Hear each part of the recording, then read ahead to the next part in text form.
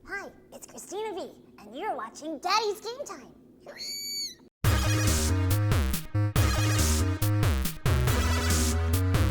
Hi everybody, this is Rick from Daddy's Game Time, your show about games, movies, pop culture, all from a daddy's perspective. I'm here today at Fanime 2016 here in the beautiful city of San Jose, and today I have the honor of speaking with... Hi, I'm Cristina Vee. For anybody that doesn't know who she is a talented voice actress for both anime and video games. Yes. And I also read that you do some singing. I do. How much of singing do you actually do? Mainly a whole lot in my car every day.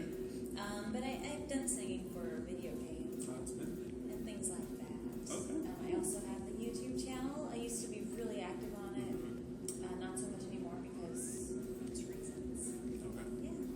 Oh, that's awesome. As far as the voice acting portion of it, right off the bat, I remember seeing your name listed on Seven Deadly Sins. Yeah. I love that series, and I believe you were the little pig, hog, Yes. or whatever, Hawk. Hawk the pig.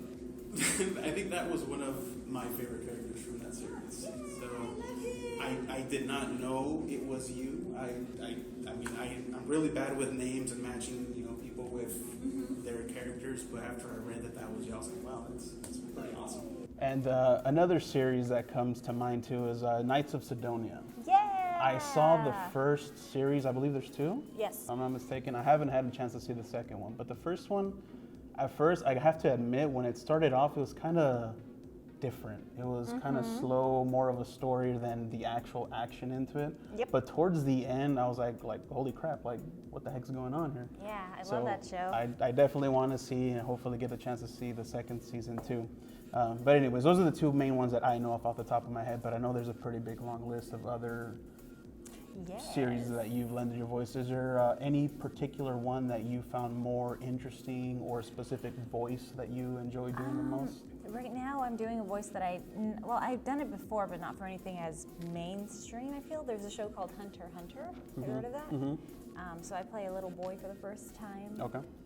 And it's on Toonami, so it gets a lot of attention. All right. So that's really exciting to get to do that, and he's a cool character. Also, one of my favorites will always be, there's a show called Madoka Magica. I love that show, and of course being in my show that I watched when I was a kid, Sailor Moon. It was really awesome. I remember watching Sailor Moon way back in the day. That was actually going to be one of my next questions in regards to Sailor Moon. I believe I read that was kind of what got you into. Yeah. Was it voice acting or just anime in general? Anime, but I didn't know what anime was when I was watching it. My little brother, I was maybe in 4th or 5th grade, and he was even younger than me, and he was watching it.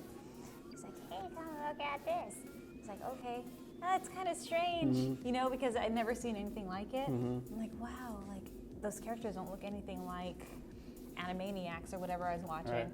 Right. But he kept watching it, and I got hooked. And then, 6 years later, when I became a little more, what is that called, cognizant, something of the world, I'm like, oh my God, that's a voice, the job, I want that job. That's that awesome. job.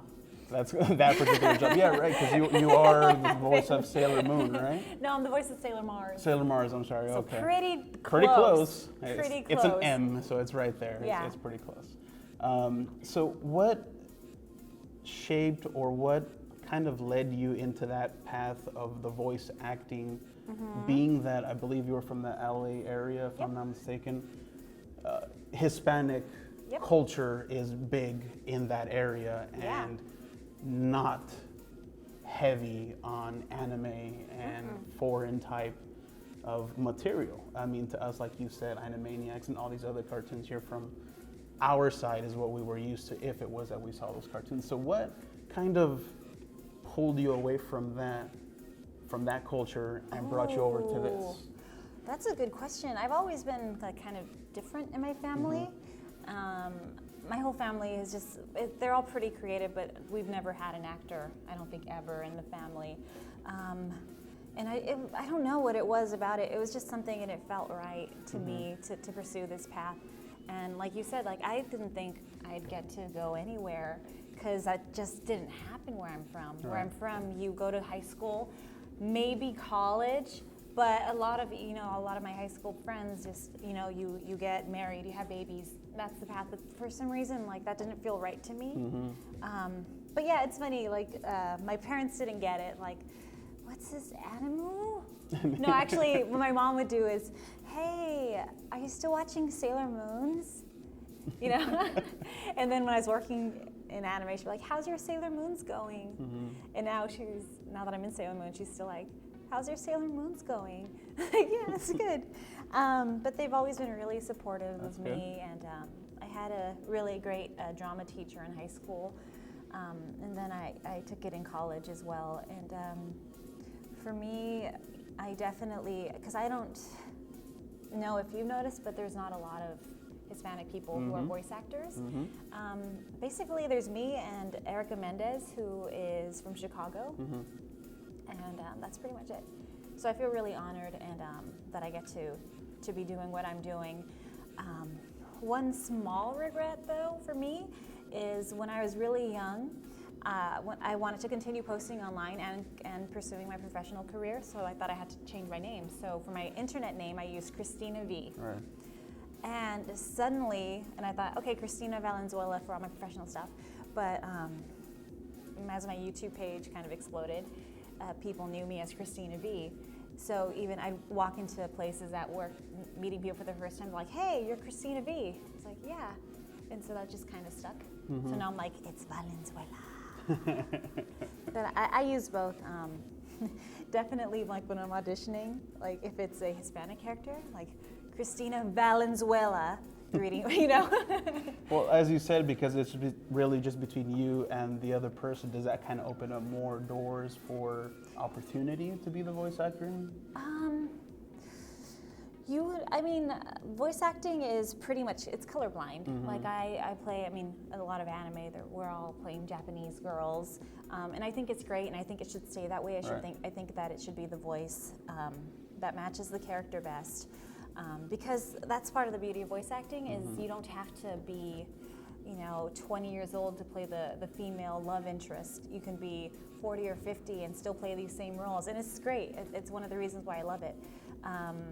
But definitely it has led to me getting cast before. I'll give you one example. I just recently recorded for this show, and the character is Italian. And the director told me, hey, you got this role because nobody else really, a white girl can't play a mean girl like a Hispanic girl can. It's more similar. So things like that have helped me get cast. And like I said, I feel really lucky because I feel like it's kind of untreaded territory, you know what I mean? That's awesome. How about as far as what would you feel, if any, difference when you're voice acting for an anime or a cartoon as opposed to a video game?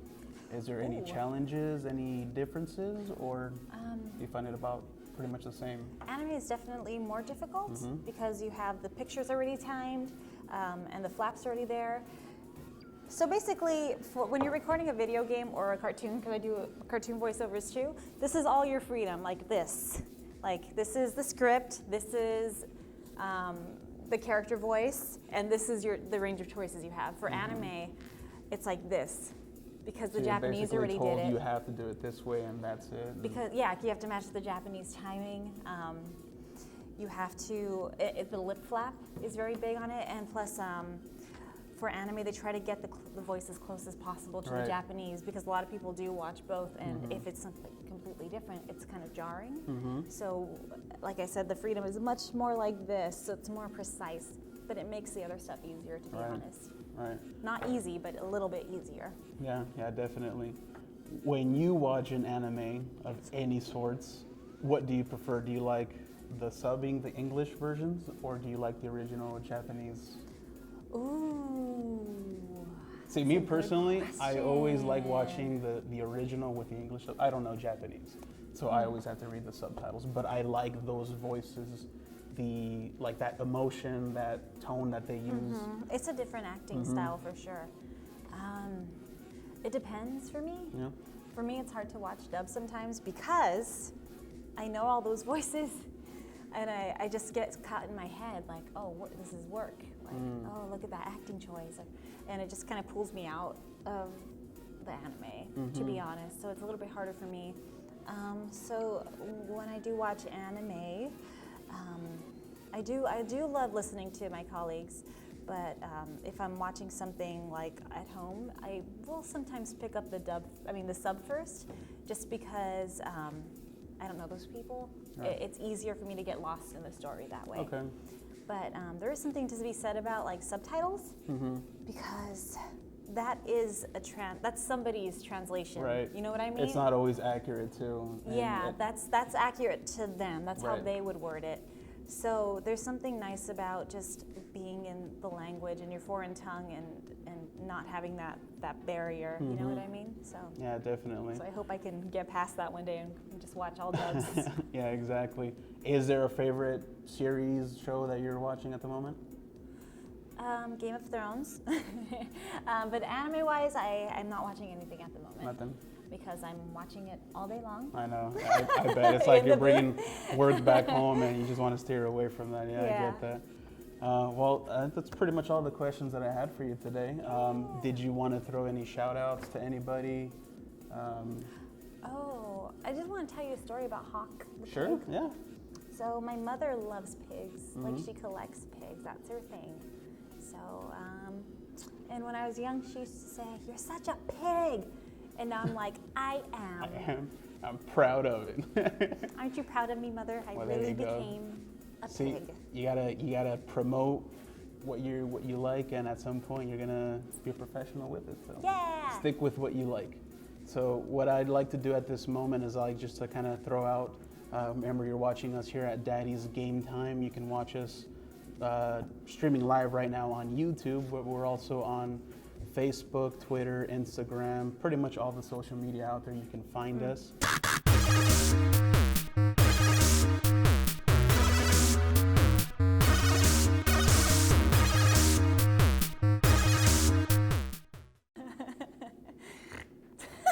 That wasn't on purpose.